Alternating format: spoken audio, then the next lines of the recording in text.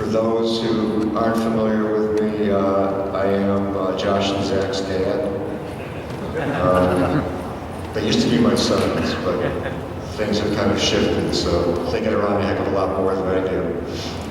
But it was interesting, and I'm very appreciative of being invited out here. It's the first time I've been to the Texas show, and it's really an impressive event, to say the least. But I started thinking, in the context of things, and I know that you have a series of speakers, Gary's going to be talking later, and I gather that Steve Ritchie talked last night, and I thought of it in the context of myself. I don't know, for those who kind of watch the Academy Awards, from time to time, season to season, they bring out some of the older stars that are kind of like on their last legs, and they give an award or whatever else. And I thought, damn, maybe I've gotten to that point in my life. I really do understand that in some ways I'm a bridge to the past. My start in all of this 40 years ago. In the context of things, and we were just talking about Steve Kordak, I realized that Steve was a little bit older than I am now when I first met him, and I thought of him as being ancient back then. I thought of him as being old enough to be my grandfather.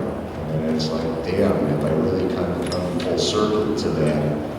Can I talk about things from the 1930s and be pretty much dead on all the way up to the present? So,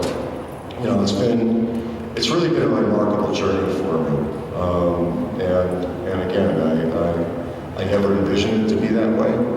Things just kind of fell into place, but coming to it as an outsider, as I used to tell people growing up in Chicago, pinball deprived because there was no pinball. If there had been, I wouldn't be sitting here now, and the things that I was able to accomplish and achieve and be a part of never would have happened. So it's kind of crazy. Anyway, since I do not have a formal talk, I guess what I've always liked to do the few times that I allow myself to be put in this position, which is always one that is incredibly uncomfortable, is to kind of open it up. There's any number of things that I can talk about. Some of it I don't want it to be repetitive, redundant, and boring to any of you, but if there are some questions that anybody has, and that will lead me to stories that I might be able to share, feel free. So the young fellow in the front. Without a relationship with Steve Epstein. There is a long history. Steve was just asking me to talk a little bit about the relationship I have with Steve Epstein. I don't know if all of you know who Steve Epstein is, but I would definitely encourage you to go to the LIMP site or whatever, Modern Pinball NYC. Steve's life has been pinball. It's been coin-op. His dad was in business with an old distributor in New York City by the name of Al Simon, who actually represented the Williams line back in the 70s and late 60s. And we got very close. Steve was the owner and operator of the Broadway Arcade at 52nd and Broadway in New York. And after I testified and pinball kind of opened up, I kind of embraced Steve. I was doing game reviews for a trade publication called Playmeter. And the new games that were coming out, specifically pinballs, tended to be placed somewhere on the Jersey Shore or other places that were inconveniently located to me living in New York City. So of course, selfishly, I told Steve, you need to become a test location. I know the people, and you need to start bringing in the newest games so that I don't have to go traveling around and I can start doing my reviews that way. But the relationship was really formed. There was an equal love of the games, as well as a competitiveness between the two of us as to who was the better player. And I used to say that Steve would get the higher highs, but I was consistently better across the board. And the outgrowth of all of that was in 1978, Alley did their Super Shooter tournament. And I've thought to Chicago to kind of be the co-host, co-MC of the situation, as well as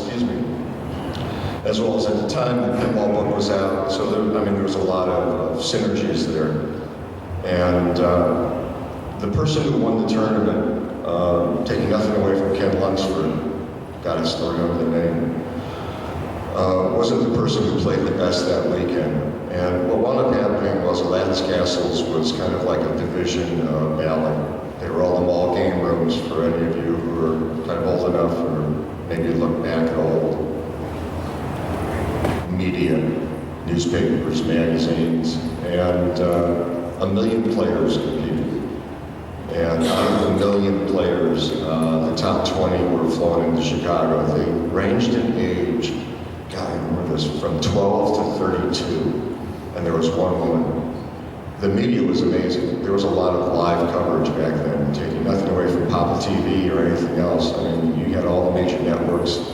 The top 20 players were playing in the Playboy Towers in New York City. You're going to probably hear from somebody who's sitting in the back of the room now. Paul Ferris was going to talk about the Playboy backglass that was put on, I think, somewhat still wet at the end of the weekend activities, because that was the whole ultimate purpose, was to really introduce the new Playboy machine back at that time frame. But Joe Grillo should have won the tournament. And I remember going back to New York and talking to Steve and saying, there's got to be something that we can do as guinea pigs to try to come up with some type of a scoring system. Excuse me. And started to go through a number of games with another dear friend, Lionel Martinez, who was not as good, but it was fine for balance. Probably played about 30,000 games. I tend to be somewhat of an anal retentive person when it comes to numbers and things, and I kept track of all of that by hand, typed up our standings, tried to come up with a scoring system. Net result, without belaboring it, was that along with Steve, along with Lionel, we effectively created PAPA. I'm into anagrams, so PAPA was the Professional Amateur Pinball Association. And it was developed by NES International, which was Martinez, Epstein, and Sharpe, because I really don't have that much of an ego, so I put myself last. And we came up with the scoring system. The scoring system was 10, 5, 3, and 1. It's been changed to 4, 2, and 1. It's 7, 5, 3, and 1 still for some leagues and whatever else, and PAPA was formed. And the key ingredient that I always believed in was that, number one, you wanted exceptional play all along the way. It wasn't a question of necessarily peaks and valleys. It was really consistency of play to award that. And truthfully, to try to create leagues, try to create a momentum back then where pinball could thrive and people would feel as if there was some value added to participating in a league, because that league would start to a tournament. That tournament could be on a local level, regional level, state level, national level, international level. So, Steve has been a cohort in crime with me for a long time. For those who saw the movie Special Unlit, the person crying at the end of the movie, tearfully, who's sitting in his kitchen overlooking the backdrop of New Jersey woodlands, that was Steve. I mean, his heart and soul was really into the business, and the way things turned out, didn't leave on his own terms, but now, if you are in New York City, I'll do a plug. 26th and 3rd Avenue, 33 pinball machines, all in immaculate condition, because that's the way Steve does it. It is an amazing place that he's been able to really open now, along with Steve Zahler being one of his partners. But pinball's been reborn, so I'm happy for Steve. Thank you for the question, and that's a little bit of... Yes, sir. Young fellow in the front row. Everybody knows this, but Roger did licensing for us at Williams. I'm just going to ask you a question. Don't let my suggestion skew you. We want to hear more most interesting licenses. Well, I agree. interesting one? Yeah, whatever you want. The young fellow in the front was asking about licensing at Williams, Mr. Ritchie. Wanted to know what was the most interesting license that I had worked on. Yeah, it's interesting. I want to say that it was actually the first one, although there were others. I think the first one only because of the reaction by a fellow by the name of Neil Nicastro, who was running the company at the time. I started in April of 1988. Was hired as a director of marketing. I believed a lot in licensing, didn't want to do a lot of it, but thought that there was an opportunity in place for licensing. We acquired in July of that year, it was made final, the amusement game division from Bally. So we got Bally Midway. And I remember talking to Neil about wanting to do licensing, and his comment to me straight up was, look what it did for them.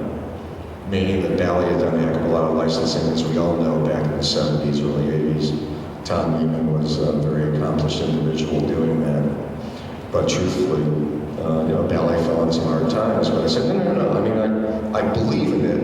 It doesn't have to be with the same frequency, if you will, that Bally wound up doing, and subsequently in other fields, slot machines or whatever else. There's been an overabundance of licensed things, but I always thought, do one in the spring, one in the summer, one in the fall, one in the winter. And the reason I'm bringing up Elvira was that that was the first one. And interestingly, when it came down to it, Neil's reaction after he agreed was, and maybe this is why it stands out, what happens if she dies? And it's like, huh? I mean, I didn't even think of that. I mean, my God, seriously? I mean, here's this kind of young person, and whether it would be, God forbid, an accident of some sort or whatever, but that was his first reaction was, what about if she dies? I think the most memorable one, and Steve will potentially remember this in the archives of his brain. You're saying that I don't have the capacity anymore? No. I wasn't saying that, but I may remember a little bit differently. It had to be Terminator. We had discussions, or at least I had discussions. Total Recall was something that we had looked at. The timing was off. I know that Data East at one point in time did a dual game that never came into production called Total Recall. And I remember we were going to be flying out to meet with Jim Cameron. And Steve was part of the trip, along with George Petro, because we were looking at both a pinball license and a video game license. And we kind of got together and what we were going to be showing and all the rest of it. And I said, I want us to go out wearing suits. This young fellow over here did not have a suit at the time, and we had to go shopping so that Steve could get a suit so that we could walk in. I wanted it to be a professional type of get-together. And it wasn't the most troublesome, but it really was the most memorable. So Jim Cameron, you may know, he's done a few movies since Terminator. If any of you are really familiar with his work, but I just remember being surprised because I had remembered the first Terminator movie, and I was blown away. This is 1994, I think, was the time frame. I was blown away by the fact that the first movie had been out 7 years earlier. And I remember my reaction. I remember the hand at the end. And that was like, I saw that movie like a year ago. I mean, it was just so ingrained in my memory. But Jim Cameron walks in, Larry Kazanoff. There's a couple of guys from Acclaim Entertainment. They were doing home games, and actually they had a relationship with Williams as a licensee to take our content, NBA Jam, and NFL Blitz, and Mortal Kombat, and whatever, and bring it into the home platforms. There was Paul Samolsky and some other guy, and they're kind of dressed very Hollywoodish, bracelety things and stuff. And here are George, Steve, and myself. I always wear sneakers. When I wear suits, I don't wear sneakers. I have regular shoes on. And Cameron walks in and introduces herself and says, what are these bankers doing here? And it was exactly the response that I wanted. I wanted him to really take it seriously. And we kind of sat down, we talked about where pinball was. We talked about what we had been doing with motion capture in video games. And later that afternoon, I remember we headed over to Stan Winston's studio to look at stuff. It was astounding. It really was. It was a marvelous experience. The amount of support and help that we had, Arnold actually going in and doing original speech for us, having access to all of the main characters, Robert Patrick, being told at the end of a shoot, can you put the arms back on and do this, and this for the video game, in terms of just what the setup was. Working with Lee Orloff's group, and they were the film crew that was kind of documenting the movie and doing a lot of footage and things for us. So I'd say that probably stands out as one of the more remarkable license relationships that we wound up entering into. Yes. Back in 1976, you testified for a grand jury in Manhattan. Will you talk about that? Sure. The question, for those who didn't hear it, was wanting to know, back in prehistory, I think it was, 1876, when I testified in New York to help legalize pinball. A little backdrop to it, and again, for those who may have heard the story or whatever else, my apologies. For those who don't, let me give you a little bit more background as to how and why it happened. I mentioned before that I grew up pinball deprived. Grew up in Chicago, there was no pinball. Started playing when I went to the University of Wisconsin. Was incredibly terrible as a player and wound up learning, teaching myself, and got to the point where I was somewhat of an established player. And whatever Josh and Zach are today, back then, I guess the feeling was that if I wasn't one of the best players in the world, if I wasn't the best player in the world, I really was kind of like up there, and I took that to heart. Anyway, the whole purpose for how everything started for the court case was that there was no pinball in New York City. I had already been playing when I was in school, and I was in GQ magazine. And I thought, if I do an article for the magazine, I'll get to meet people. And by meeting people, I can buy a pinball machine. Because admittedly, Texas Festival didn't exist, Pinball Expo didn't exist, nothing existed back in 1974, which is kind of when it all started. And talked to the editor about it. He said, sure. I went to the library in New York City, did research for every word I could possibly think of, from pinball to flipper to the T-name, until there were no books on the subject. There had been an article in 1972 for Playboy magazine where what was highlighted was the current game in production by Bally called Fireball. And if you go back about 35, 40 years ago, Fireball, because of that, was an incredibly sought after game. That was what everybody wanted. Back then, if you could get one, and the numbers are kind of strange compared to today, if you could get one for a few $1,000s, you were doing really, really good as a collectible. So anyway, I went back to the editor and told the editor it was going to take a little bit more time, and he joked and said, well, if you know so much about it, write a book. So the process started for me to start doing research for my book. Article came out, it's a December or winter issue of GQ in 1975. By then, I'd kind of been around the industry a little bit, interviewing folks for the book and so on, and had done a feature in the New York Times, Arts and Leisure section on pinball, and the New York State Association contacted me. Asked me if I'd be willing to testify because they were looking at trying to overturn the law that had been on the books since 1941, banning pinball from being operated in New York City. And when we first sat down, their approach, I have to admit, was they were going to go, they had some large pictures, not like this, some large pictures of the fronts of peep shows. And they said this is what their case was going to be. They were going to say, well, you're allowing this, you should allow pinball in. And I said, if that's the approach you're going to take, thank you, but no thank you. I'm not going to be involved with it. To go down to that level and to assume that, if this is good, that means you should accept pinball was totally against everything I believed in. Especially for the people that I had dealt with, Alvin Gottlieb and Sam Ginsberg and Sam Stern, and the list kind of goes on and on, Steve Kordak, Harry Williams. I mean, these are good people. And to think that they would be dragged in the mud as an approach to trying to get pinball legalized now. Anyway, they abandoned that tactic, and I went in and testified, and part of the testimony was going to be to demonstrate that pinball was a game of skill. So in April of 1976, before the city council, lots of cameras and all the rest of it testified.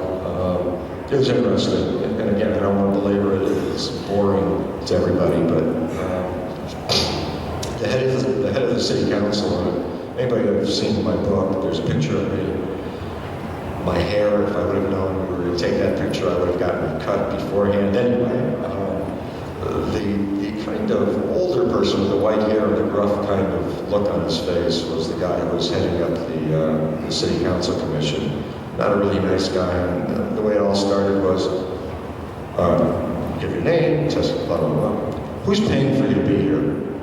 I'm sorry, no, I don't understand that you're doing a book. Who's paying for the book? I mean, that's how it started. I mean, it was very aggressive, very antagonistic, thinking that somehow I was a shill. And I think that the reason that the industry chose me was that I was an outside person. I mean, I was working for a magazine, I'm working on a book.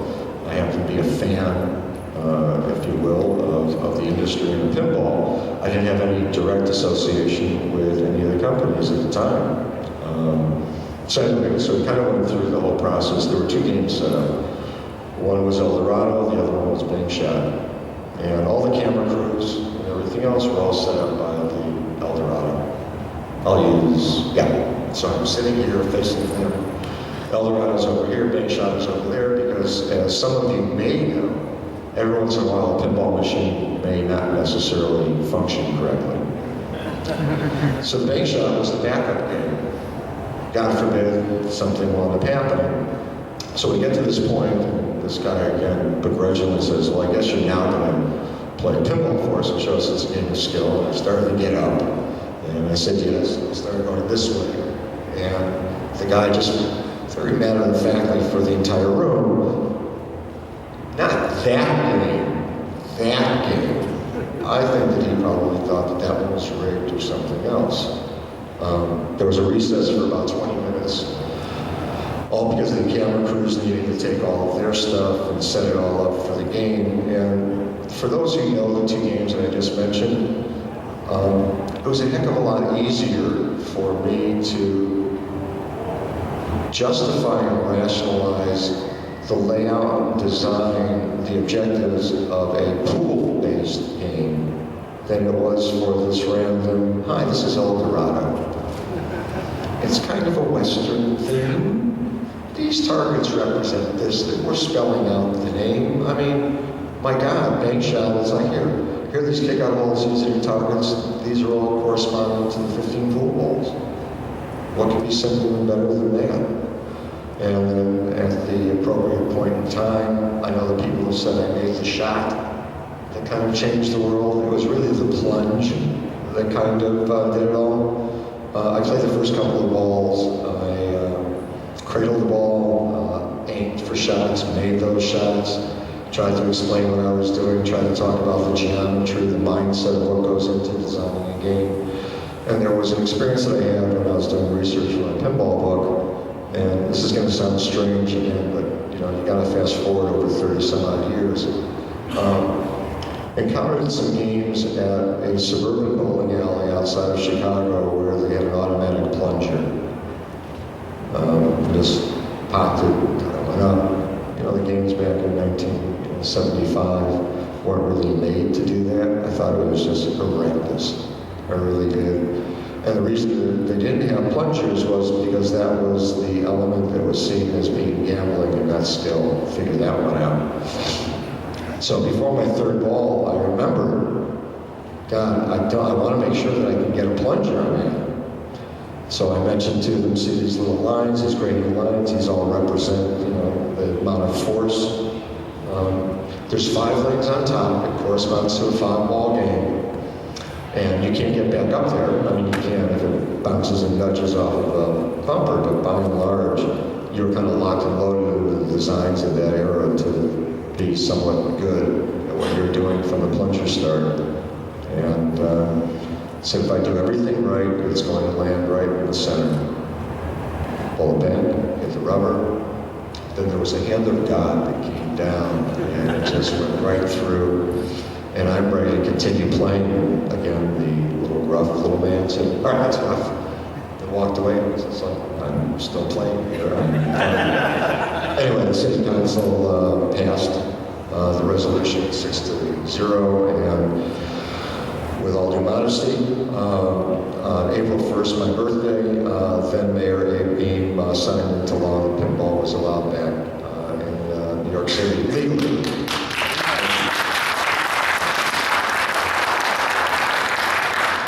There were some other court cases. I got involved a little bit with Chicago, which opened up later that year, and Member Bally flew me out to testify in Ohio for another case, and there was one in Mesquite, Texas, something else in California. So there was kind of like an outpouring. And for those who don't know the history, understand that from 1941 until 1972, Los Angeles.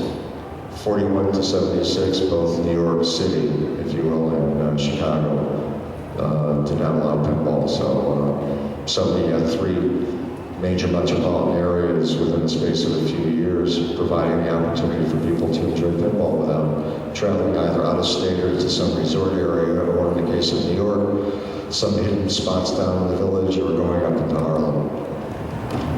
Any other question? Yes, sir.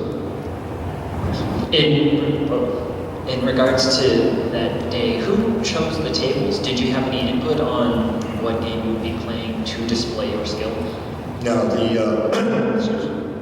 the major attorney for the case was a fellow by the name of Rufus King.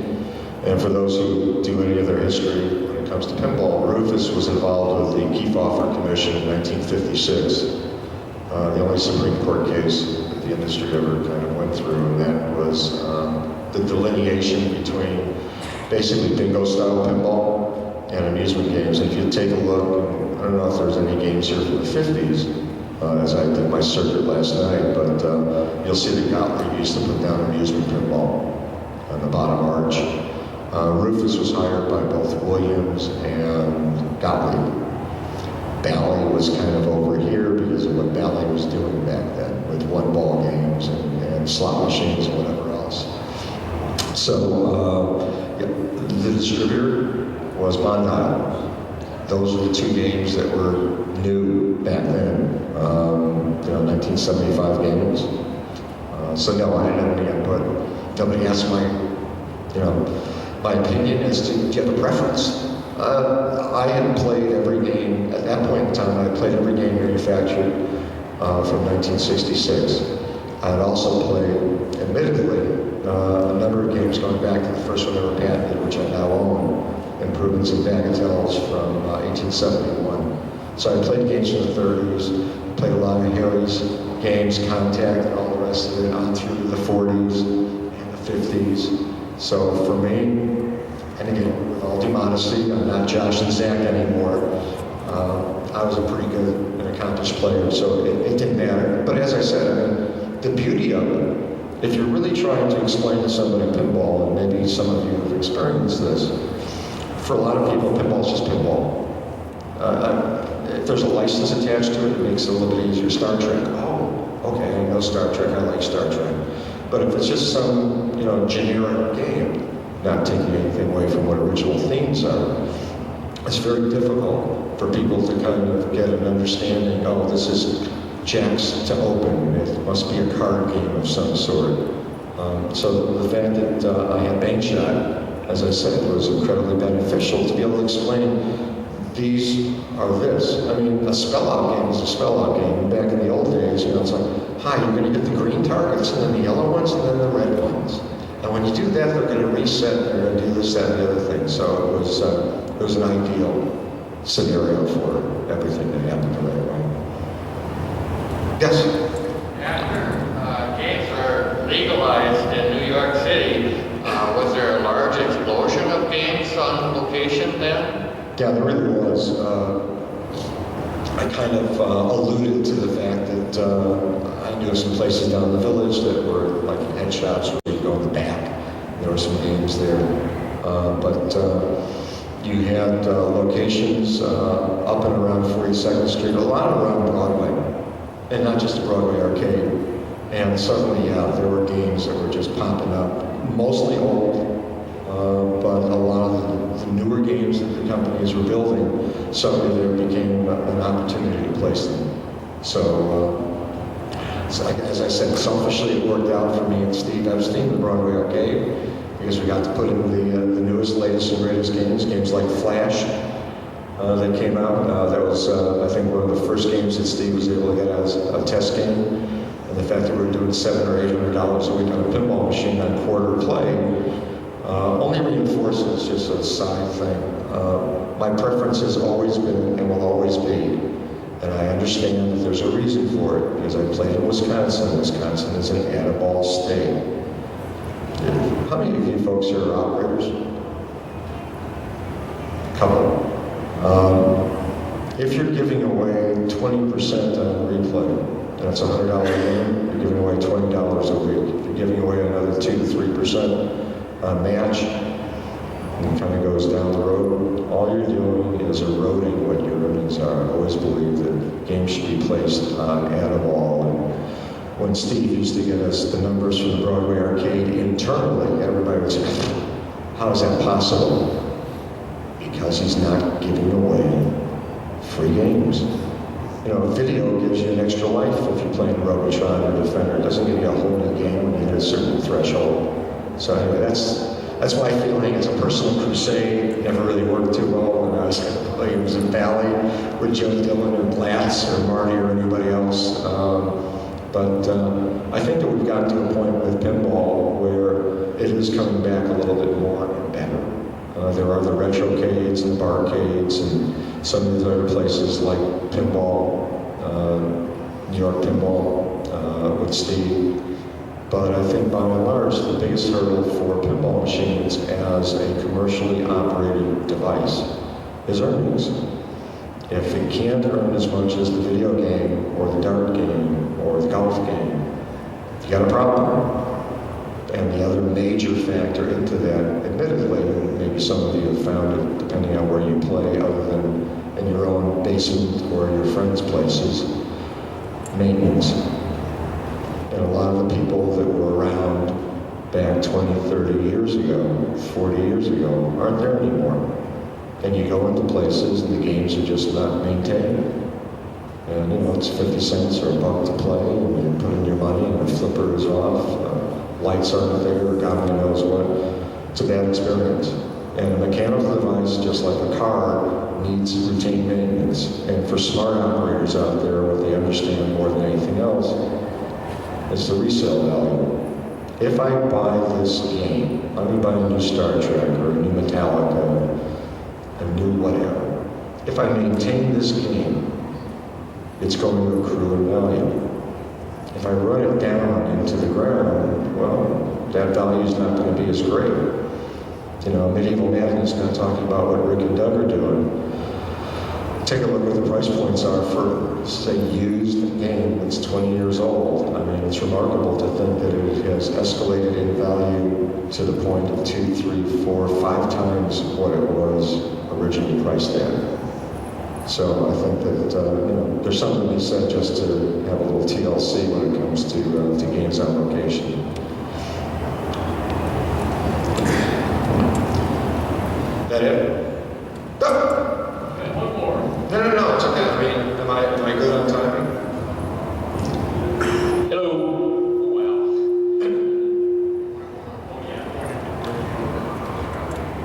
Roger. Are there any designers that design EM games as well as solid state? Everybody hear the question? M games. Explain to me. No, electromechanical. EM games. And solid state, the ones who kind of been able to transition across both? Yes. Yeah, there's one guy that's sitting to your right, just in front of you. Oh, Steve did? Yeah. I thought all Steve's were sons. Electromechanicals, and I'm viewing it from the standpoint of electromechanical being the era of Flash, the era of the first Fireball, or Fireball. No, I'm talking about. No, you're talking about the other, Yeah, the older. the 1960s. You know, I think it's difficult. I know that John Papaduke has been inspired a lot by the older games. And if you take a look at some of his designs, fundamentally, although they may be dressed up, Circus Voltaire, being one game in particular where he actually wanted to use a wooden ramp. I remember playing it that way. It was just like, damn, having his little, little plastic ball there. I mean, just little nuances. John Trudeau, I think, has been influenced a lot by the games from the 60s and 50s. I think the difficulty is not only in the geometry of what is necessary, but the power that exists. Smaller flipper games, whether you're ramping them up with, direct current, high tapping it, or hot tapping it as we used to call it, where the games would really kind of power off. I think it's difficult because everything was a closed-in loop. I mentioned before about bank shot. You could not come up with a game today, I don't think, that would be successful if there wasn't some way, whether through a lane, through some spinners, through some type of ramp, to get me back up to the top of the game. I think that, if you take a look at the quadrants on a play field, in terms of your angles, and take a look at some of those games from the 50s and 60s, and, I saw some old favorites. I mean, I played Cowpoke inside. I saw like Central Park. Those are those are sweet, sweet games, but the amount of active space that you have is a totally different mindset than the broader-based landscape that exists for a designer today, not the least of which are all the mechanical parts. When things first came up, and I'll make mention, it's a funny aside, I think. There was a game called Firepower that some of you may be familiar with. It was done in 1980 by a young lad who's gone on to do, some decent work since, and had done some pretty reasonable games prior to that, forgetting about Airborne Adventure and some other games. I don't know. Kind of slipped my memory. He has a brother. Some of you may or may not be familiar with Mark Ritchie. He's actually done some games. And Mark was put to the task of doing a game called Firepower 2. And he wanted to make it a little bit different. And I remember we had the discussion, I forget if I was in town, it was on the phone, it was probably a combination, and Mark reached out to me saying, I'd really like to do something where I can get the ball from one side to the other.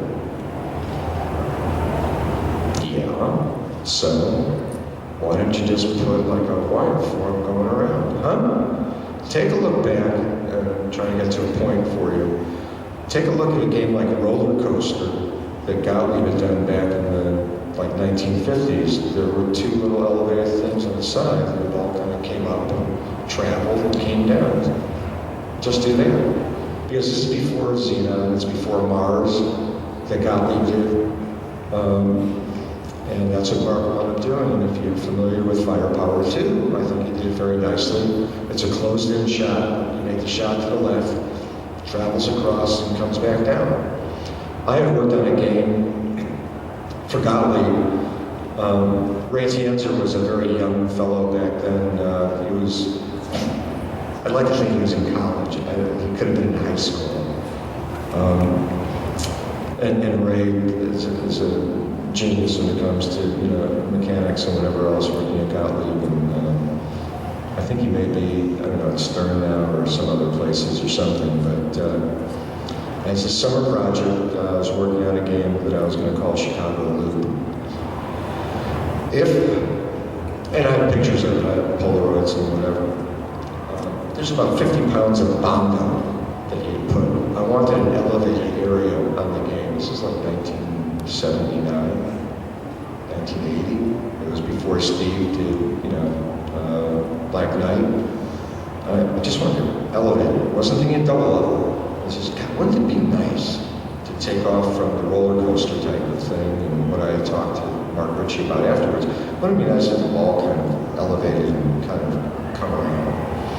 If I had been able to call the damn thing a ramp, everything would have been a lot easier instead of him building me this mountain of stuff, not knowing how to do whatever. And the game never came to life, but I think, again, going back to your question, it's really difficult to go back in time and to recapture the purity of what the games were from that era.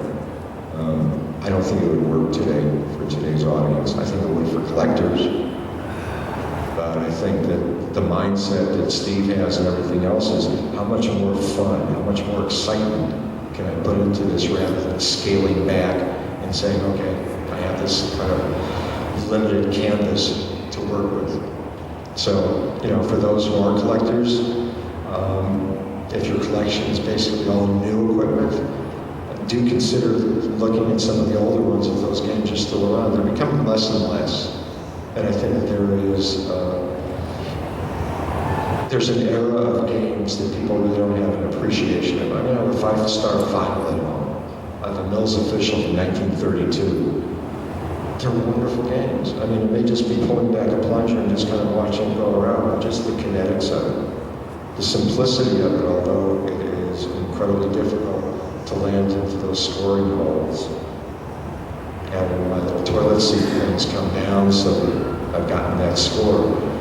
Again, there's an elegance to those games, and maybe in 30, 40, 50 years we'll look back on the work of Steve Ritchie and others and say, wow, look at what they were able to do, how simplistic it was. Anyway, yeah. There is a jigsaw.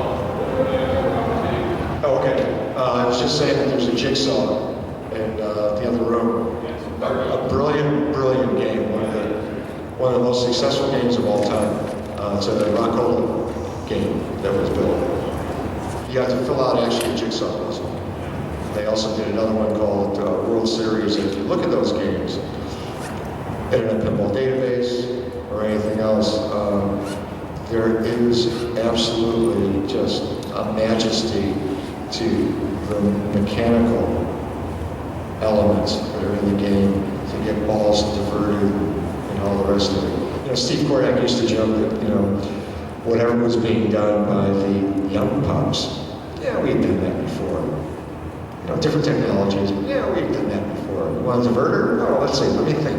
Well, back in 1938, we did this diverter thing, and so on, so.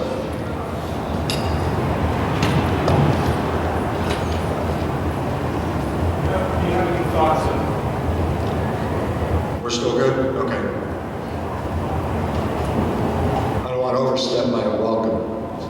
Do you have any thoughts of writing another book, or do you have any say of the old book getting republished? God, a question that keeps on getting asked of me.